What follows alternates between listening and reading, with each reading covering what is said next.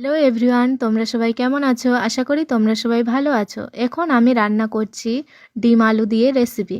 প্রথমে ডিম আর আলুটাকে সেদ্ধ করে নিয়েছি।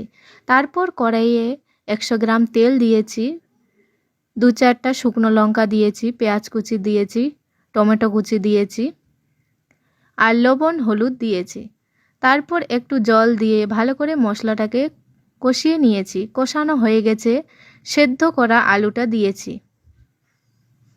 আবারও একটু ভালো করে কষিয়ে নিচ্ছি। একটা তেজপাতা দিয়েছি, টমেটো আর ধনেপাতা কুচিটা আগেই কেটে রেখেছিলাম, ধনেপাতা কুচি দিয়েছি। আবারও একটু কষিয়ে নিয়েছি, জিরের গুঁড়ো দিয়েছি। তারপর ঝোলের জন্য জল দিয়েছি আর ভাজা ডিমগুলো দিয়ে দিয়েছি। ফুটছে দেখো।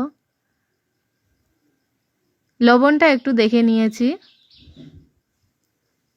ভিডিওটা কেমন লাগছে? ভালো লাগলে লাইক কমেন্ট শেয়ার করে দিও। শুভ দুপুর। আল্লাহ হাফিজ।